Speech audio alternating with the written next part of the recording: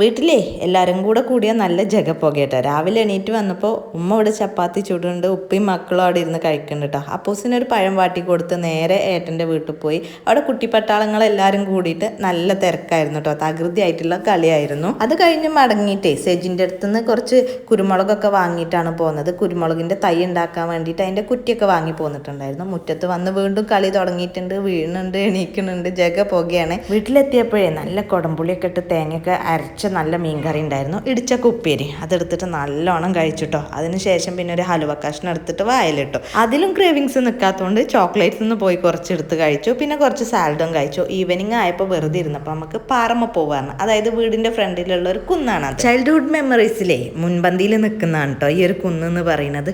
എപ്പോഴാണെങ്കിലും ആര് വന്നാലും ഞങ്ങളെല്ലാവരും ഓടിപ്പോയിരുന്ന സ്ഥലമായിരുന്നു അത്. അവിടെ പോകുന്ന സമയത്തൊരു ശ്മശാനം പോലെ ഉണ്ട് കേട്ടോ. പിന്നെ അതാ കാവ് പോലെ വലിയ മരങ്ങളൊക്കെ ഉണ്ട്.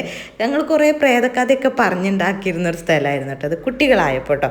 ആര് വന്നാലും വിരുന്ന് വന്നാലും വെക്കേഷനൊക്കെ ഞങ്ങൾ എപ്പോഴും ഓടിപ്പോയിരുന്നൊരു സ്ഥലം ഉണ്ടെങ്കിൽ ഇതാണ്. പക്ഷേ ഇപ്പോൾ അതിൻ്റെ ആ ഒരു ഭംഗിയൊക്കെ പോയിട്ടുണ്ട് കേട്ടോ. ആകെ കാട് പിടിച്ചിട്ടുണ്ട്. പിന്നെ ഇവിടുത്തെ യങ്ങായിട്ടുള്ള ആളുകളൊക്കെ പോയിട്ട് അതിൻ്റെ മുകളിൽ നിന്ന് കുക്ക് ചെയ്യലൊക്കെ ഉണ്ടായിരുന്നു. ഞങ്ങൾ അതിനൊന്നും നിൽക്കലില്ലായിരുന്നു. അത് കഴിഞ്ഞ് തിരിച്ചിറങ്ങി രാത്രിയായപ്പോൾ ഇക്കഥ എത്തിയിട്ടുണ്ട്. നല്ല അടിപൊളി ലോഡഡ് ഫ്രൈസും കൊടുത്തിട്ടുണ്ട് കേട്ടോ. അതൊക്കെ കഴിച്ചപ്പോഴാണ് അനി ഊട്ടിയിൽ നിന്ന് വന്നപ്പോൾ വീണ്ടും കുറച്ച് സാധനങ്ങളൊക്കെ കൊടുക്കുന്നത്. അൽഹംദുലില്ലാ അങ്ങനെ നല്ലൊരു ദിവസം അടിപൊളിയായിട്ട് സ്പെൻഡ് ചെയ്ത് ഇനി ഞങ്ങൾ പോയിട്ട് ഉറങ്ങട്ടെ. ഈ വീഡിയോ ഇഷ്ടമായാൽ ലൈക്ക് ചെയ്യാനും കമൻറ്റ് ചെയ്യാനും ഒന്നും മറക്കരുത്. ഇൻഷാ അല്ലാഹ് മറ്റൊരു വീഡിയോയിൽ നമുക്ക് വീണ്ടും കാണാം.